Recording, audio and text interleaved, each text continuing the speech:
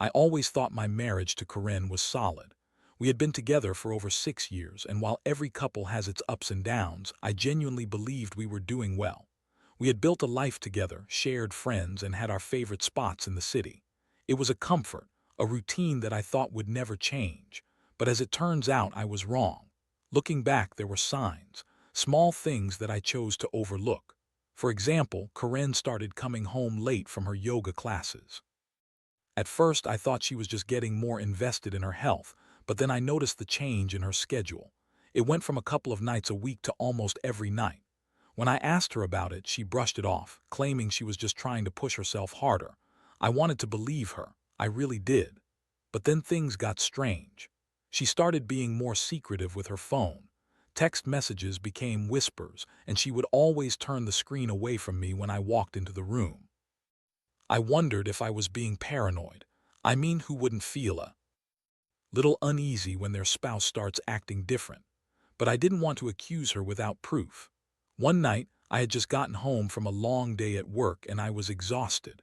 Corinne was already home, but she was on the couch, scrolling through her phone with an intensity I hadn't seen in a while. When I walked in, she quickly put her phone down and tried to act casual, but something felt off. I went to grab a drink from the fridge, and as I turned around, I caught a glimpse of her phone lighting up with a message. The name on the screen made my stomach drop. Danny, the bouncer from the club we used to go to. It was like a punch to the gut. I felt my heart race and my palms sweat. I tried to brush it aside, convincing myself that it couldn't be what I thought it was. But deep down, I knew. I knew that this was the moment my life was about to change. The next day, I decided to confront her. I couldn't keep myself in the dark any longer. When Corinne got home, I asked her to sit down. My heart was pounding as I prepared myself for the worst. I told her that I had seen Danny's name pop up on her phone and that I needed to know what was going on. The look on her face was a mixture of shock and annoyance. "Oh, come on, it's just Danny. He's a friend," she said, rolling her eyes. "You're being ridiculous." But my anger started boiling over. "A friend that you text at all hours. A friend you've been so secretive about. This isn't just some casual friendship, Corinne. Just tell me the truth." She paused, and for a brief moment I thought I had her. But then she started weaving a story about how Danny was just a good listener, someone who understood her when she felt overwhelmed. I could feel the disbelief wash over me. She was lying, and she knew it. "You're really going to play this game with me?" I asked, my voice trembling with hurt and fury. "Is that what you think of me? That I'm just going to accept your excuses?" She didn't respond, just crossed her arms defensively. That night I lay in bed, staring at the ceiling, my mind racing. I felt betrayed and disoriented.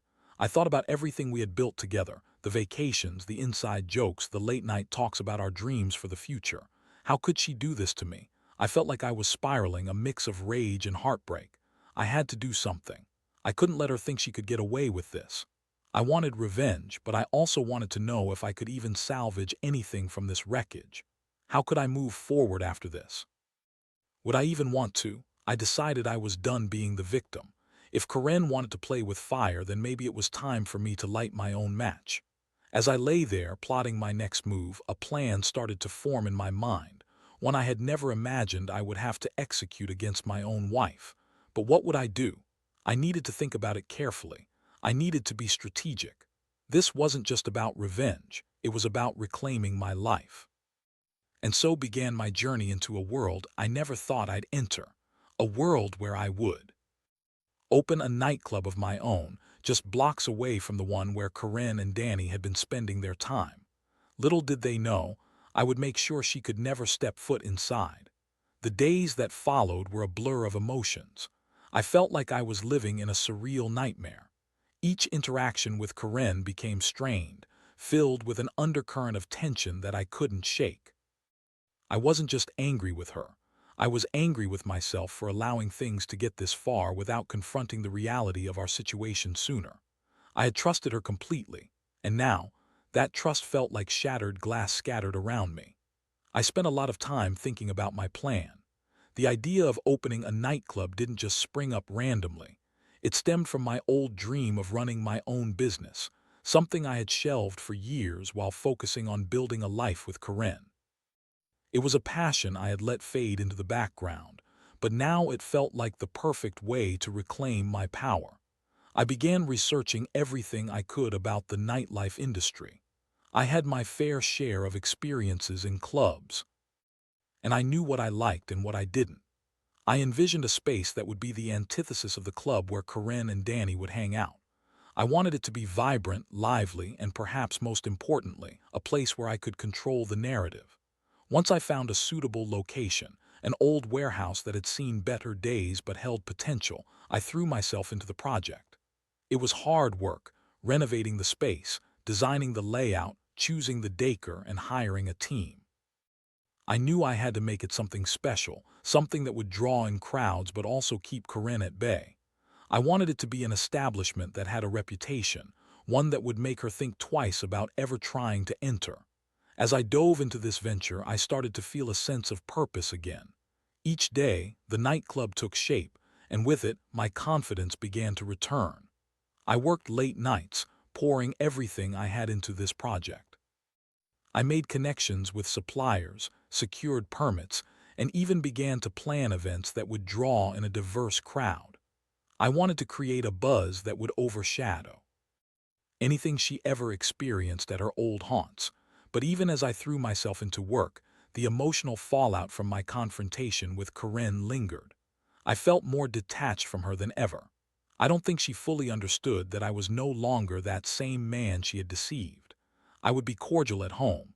After all, we still had to coexist under the same roof. But I couldn't help but feel like I was living with a stranger. It was clear she hadn't changed. She continued to come home late with excuses that felt rehearsed.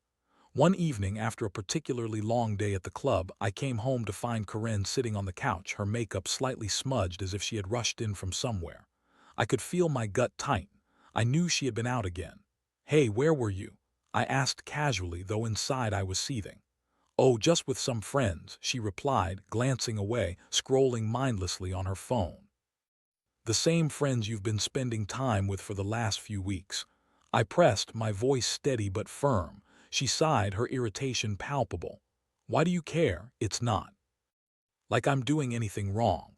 "Not doing anything wrong." I couldn't hold back anymore. "You think I don't know you've been seeing Danny? How can you claim there's nothing going on when you won't even tell me the truth?" Her expression shifted from annoyance to defensiveness. "You're just being paranoid. I told you he's a friend." "Then why all the secrecy? Why do I feel like I'm the one left in the dark about your life?" I felt the heat rising in my cheeks, a mix of anger and hurt. Corinne crossed her arms, looking exasperated. "You're just being controlling. Get over yourself." I took a deep breath, trying to rein in my frustration. I knew I couldn't let her words get to me. I was the one in control now. I had a plan, and soon she would have to deal with the consequences of her actions. As I prepared for the grand opening of the nightclub, the anticipation grew. I was excited, but there was also a deeper motivation driving me. I wanted Corinne to realize what she had lost. I wanted her to feel the sting of regret when she saw the success I had created without her, the place that would forever remind her of the betrayal. The day of the opening arrived, and I could hardly sleep the night before. I had put my heart and soul into this project. I wanted it to be perfect. I had arranged for a local DJ, an artist who was just starting to gain traction, to spin that first night. I had invited friends, acquaintances, and anyone who might help create a buzz. It was all coming together. As the doors opened and the music began to pulse through the room, I watched the crowd come to life. People danced, laughed, and enjoyed the atmosphere I had created. It was everything I had hoped for and more. I felt a rush of adrenaline and triumph. But amidst all of that joy, a part of me couldn't shake the thought of Corinne. Would she hear about this place? Would she come? I had no doubt that she would eventually learn of its existence, and the idea filled me with a sense of satisfaction. I wanted her to understand that I was moving on, that I was capable of building something incredible on my own. Little did she know my plans were just beginning. I had more in store than she could possibly imagine. The grand opening of my nightclub was a whirlwind of emotions. As I stood behind the bar, mixing drinks and mingling with the crowd, I felt an exhilarating sense of freedom. It was more than just a business venture. It was a reclamation of my identity, something I had lost in the chaos of my marriage. The energy in the room was electric. People danced, laughed, and reveled in the atmosphere. For the first time in months, I felt like I was in control of my life again. As the night wore on, I couldn't help but scan the crowd, half expecting to see Corinne's face. I wondered if she would show up, maybe lurking at the edges of the dance floor, feeling the weight of her own choices. I had heard stories about how she and Danny would frequent clubs, but I never knew if she would dare come to mine. Still, part of me hoped she would, if only to witness the spectacle of what I had created. Throughout the night, I was approached by people who had heard about my club. They praised the decor, the atmosphere, and the choice of music. It was refreshing to hear compliments that had nothing to do with my past life with Corinne. I felt alive, invigorated by the attention and support from my friends and new acquaintances alike. But as the evening progressed, my thoughts drifted back to Corinne. I had long stopped feeling sorry for myself. Instead, I was filled with a resolve that propelled me forward. I wanted her to see that I was thriving despite her betrayal. I wanted her to feel the sting of missing out on this success, to understand that she had chosen a different path and that it had consequences. Later that night, as the DJ switched up the tempo, a group of friends gathered around me, celebrating my accomplishment. I could see the excitement in their eyes, and I felt a sense of camaraderie that I had been missing for far too long. As I poured shots and raised a glass, I felt invigorated. This was my moment. But my moment was interrupted when I caught sight of a familiar face at the edge of the crowd. My heart sank. It was Corinne. There she was, standing with a few of her friends, scanning the room with a mixture of surprise and disbelief. She looked stunning, dressed to impress in a tight black dress that hugged her curves perfectly. But I couldn't let her beauty distract me from the reality of her betrayal. I felt a rush of adrenaline. I knew that she had heard about the opening, but seeing her here in my space felt like a direct challenge. I had built this place as a sanctuary and a testament to my resilience. And now she was standing in it, a ghost from my past that I had fought so hard to escape. "Hey, look who decided to show up," one of my friends shouted, gesturing toward her. The group turned to see Corinne, and I could feel the tension in the air. I didn't want to give her the satisfaction of seeing me rattled, so I forced a smile and turned back to my friends. "Let's get another round." I called over the music, trying to drown out the distraction of her presence. But I could feel her eyes on me, and I could sense that she was trying to gauge my reaction. As the night went on, I kept my distance from her.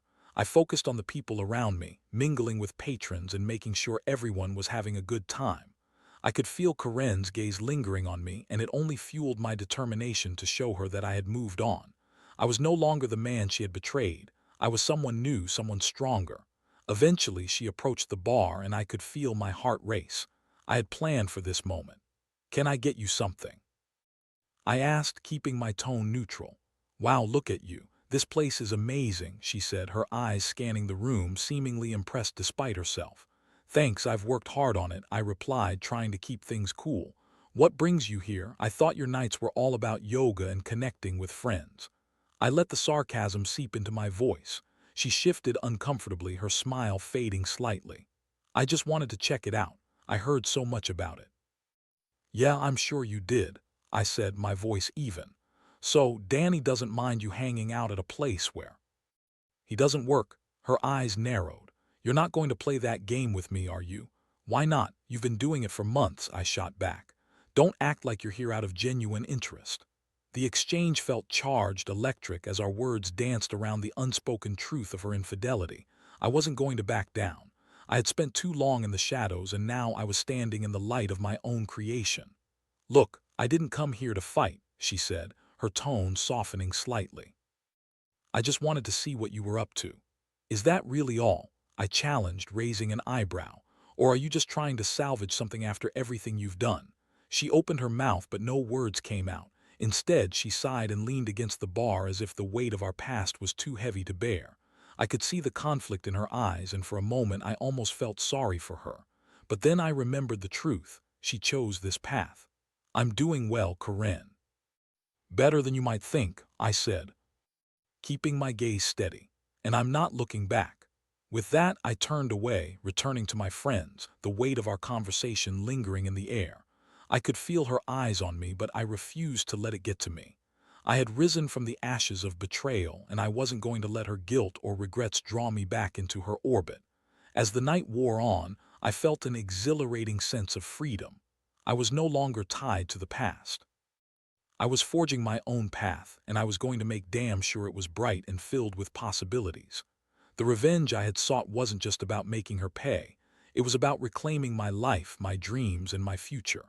And as I looked around at the laughter, the dancing, and the energy of my new beginning, I couldn't help but smile. This was just the beginning, and I had a long way to go. But for the first time in a while, I felt like I was in control, and that was a powerful feeling. The weeks that followed the grand opening felt like a whirlwind. My nightclub, which I named Revel, quickly became the talk of the town. Business boomed, and I was surprised by the amount of support I received. People came out in droves to experience the vibrant atmosphere, the eclectic drinks, and the energy that pulsed through the place. I was exhausted but invigorated, pouring myself into every detail to ensure that Revel remained a hotspot.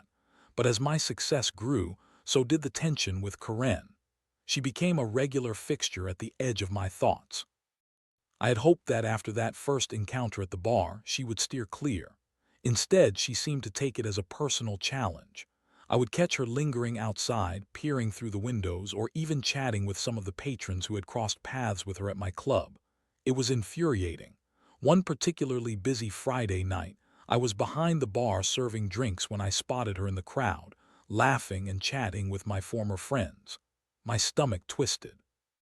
I could see she was trying to play it cool, but it felt like a direct affront. I pushed down the urge to confront her, reminding myself that I was stronger than I had been before. But then something unexpected happened. I noticed that she was wearing a dress that I had once given her for a special occasion. It was a deep red that hugged her body, accentuating her figure in a way that was both mesmerizing and infuriating. Memories of our happier times flooded my mind, and for a moment I felt a rush of emotions that I hadn't anticipated. I was angry not only at her betrayal, but also at how easily she seemed to slip back into my thoughts. I took a deep breath, forcing myself to focus on the patrons in front of me. I poured drinks and laughed with customers, but part of my mind was still locked on Corinne. I watched as she moved through the crowd, her laughter ringing out like music, drawing people toward her. It was unnerving, especially knowing that she was doing it purposefully. As the night progressed, I decided to take a break. I needed to clear my head. I slipped into the back, taking a moment to breathe deeply and remind myself of why I had opened this club in the first place.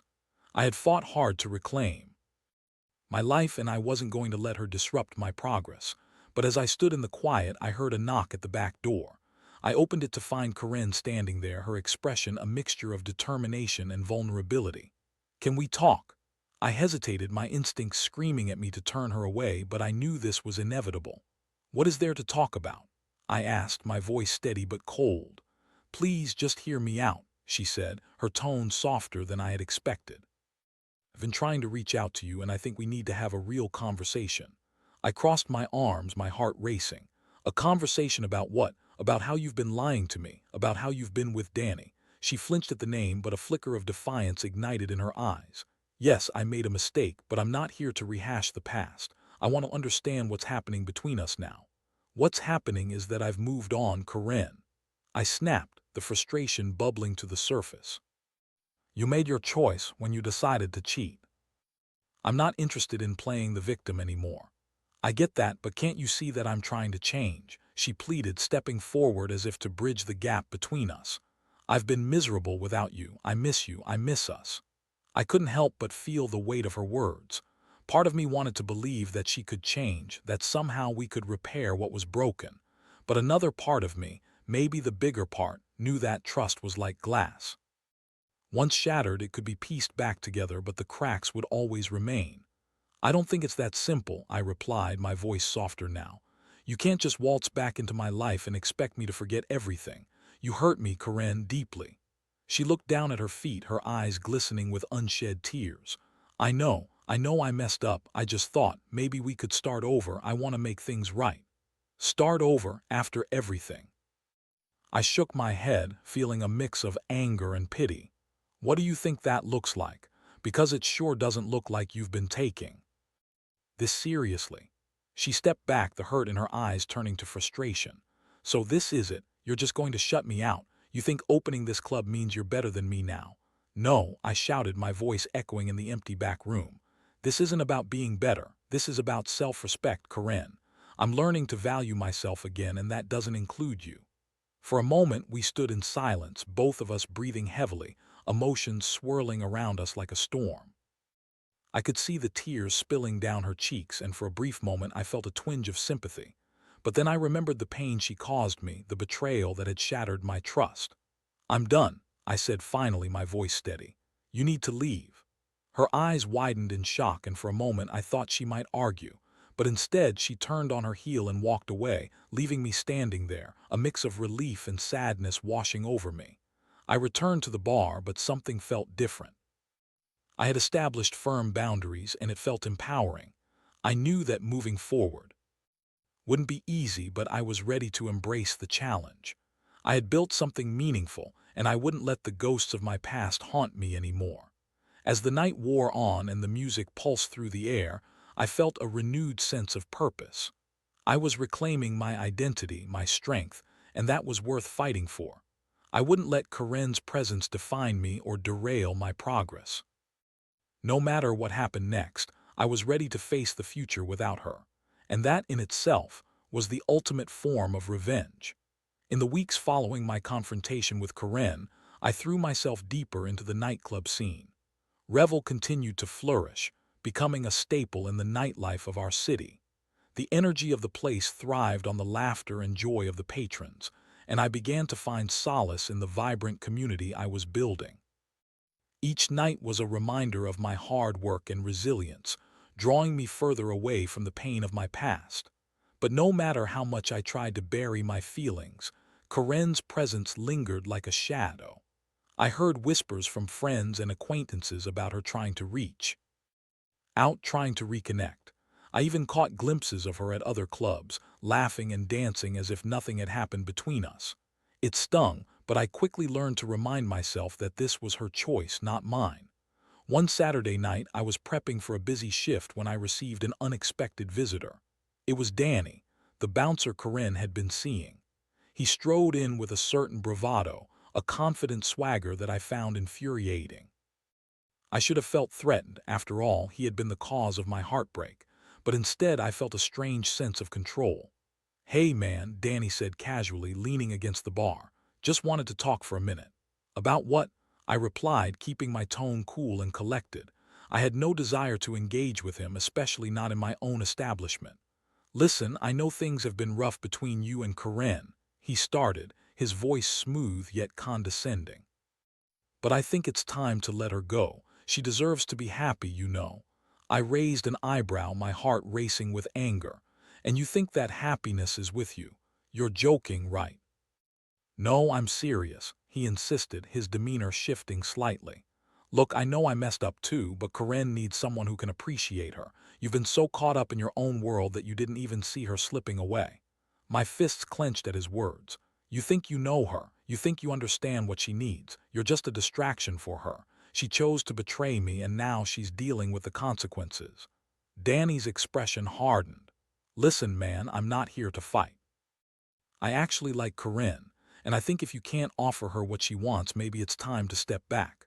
Step back, I scoffed, my anger boiling over. You have no idea what you're talking about. I put my heart and soul into our relationship. She was the one who threw it all away.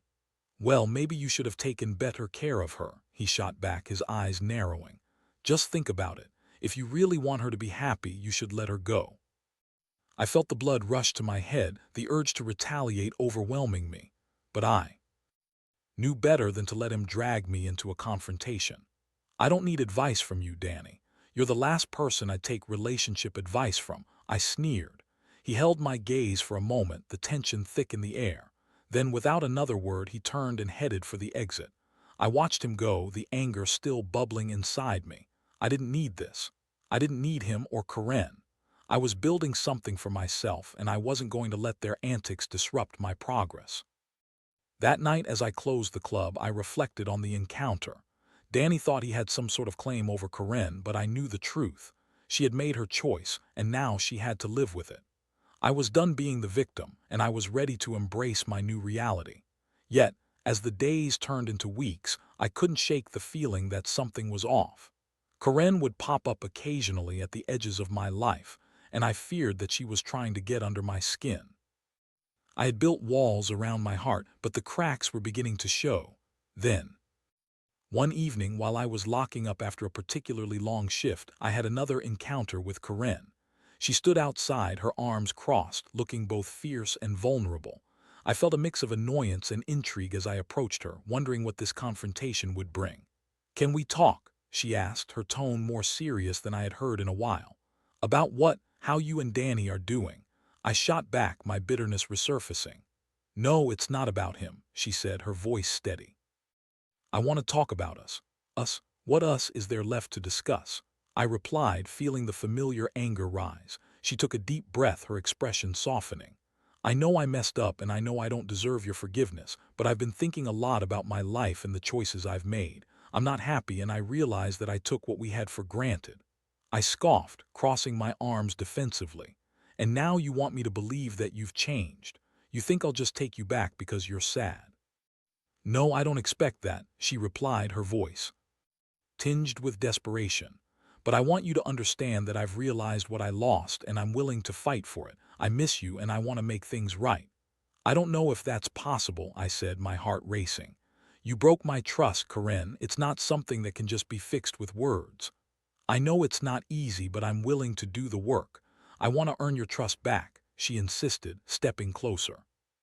"I've been talking to someone, a therapist, and I'm starting to understand my own mistakes. I want to change."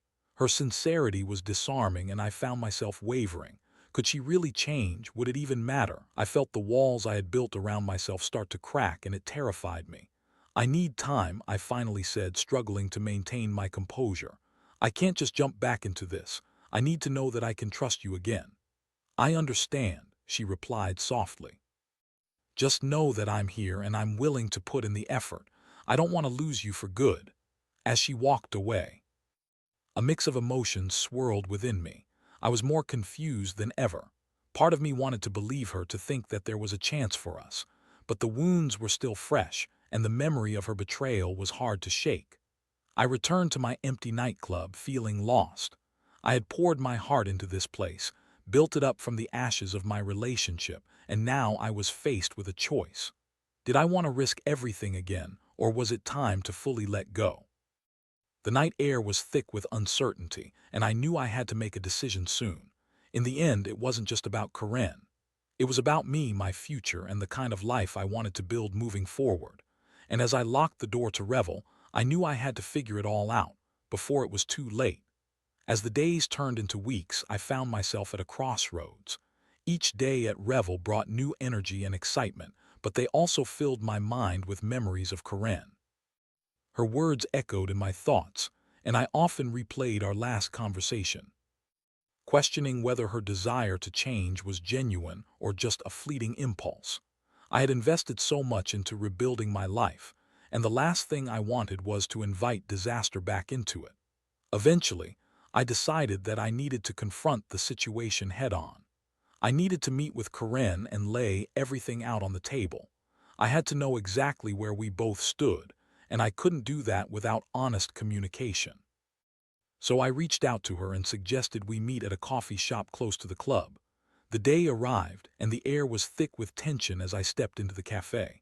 I found her sitting at a small table, her hands wrapped around a warm cup, looking both nervous and hopeful. When our eyes met, I felt a rush of emotions. "Thanks for meeting me," she said, offering a tentative smile. "Yeah, well, we need to talk," I replied, taking a seat across from her. "I've thought a lot about everything you said. About wanting to change, about our relationship. I just don't know if I'm ready to believe it yet." "I get that," she said, her voice steady.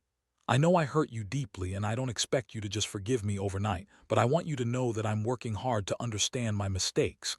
I've started therapy, and I'm really trying to figure out what went wrong and how to fix it." I nodded, trying to absorb her words.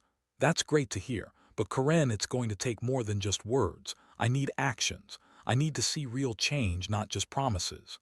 I understand, she said, leaning forward. I'm not asking for a second chance right away. I just want the opportunity to show you that I'm committed to being better. Her sincerity was palpable, and despite the walls I had built up, I felt a flicker of hope. What does that look like? Because I'm not interested in repeating the same cycle. I want to be transparent with you, she replied, her eyes earnest. I'll share everything, my struggles, my progress. I want to rebuild your trust, even if it takes time. I just hope that you can see the effort I'm putting in, and that it might mean something to you. I took a deep breath, weighing my options. I reflected on the life I had built at Revel, the strength I had gained since we separated. It's not going to be easy, I warned her. I still have a lot of pain from what happened, but I'm open to seeing how things unfold if you're serious. I am serious, she said firmly. This isn't just about wanting you back, it's about becoming a better person. I realize now how important you are to me, and I can't just walk away from that. We spent the next hour discussing our feelings, our past, and our hopes for the future. I felt a mix of vulnerability and guardedness as we shared our thoughts. I listened intently, noting the genuine remorse in her voice, but I also had to remind myself of the reality of her betrayal. By the end of our conversation, I found myself less apprehensive. There was a glimmer of hope that perhaps we could navigate this challenging terrain together. I didn't want to rush into anything, but I was willing to keep the lines of communication open. Let's take it slow, I finally said, feeling a weight lift off my shoulders. I'm not ready for a full-blown relationship again, but I'm willing to see where this goes. Just know that you'll have to prove you can be trusted again. I will, she promised, her eyes shining with determination. I'll show you. As we parted ways that day, I felt a mixture of anxiety and relief. I knew the road ahead would be rocky, but I was no longer afraid of facing it. I had fought hard for my independence, my happiness, and now I was willing to explore the possibility of rebuilding with Karen. Back at the club, I threw myself into my work, refocusing on my passion for the nightlife scene. Revel continued to thrive, attracting new patrons and creating unforgettable experiences. The energy I felt in the club was infectious, and I was proud of what I had created. But what I was most proud of was my own growth. I had learned resilience and self-worth through the pain of betrayal. I had built a life that was fulfilling, full of laughter and friendship. No matter what happened with Karen, I knew that I could stand on my own 2 feet. As I reflected on everything that had transpired, I realized that I had turned my pain into purpose. I had created a space that represented my journey, a sanctuary where people could come and celebrate life, love, and everything in between. And while I was open to the possibility of love again, I was also content with the journey I was on, one that was driven by my own strength and determination. In the end, this experience taught me that healing takes time, and that forgiveness is a choice, one that I was willing to consider. Whether I chose to rebuild my relationship with Karen or not, I knew that I had the power to shape my own destiny. I was excited to see where my journey would take me next, and I was ready to embrace whatever came my way.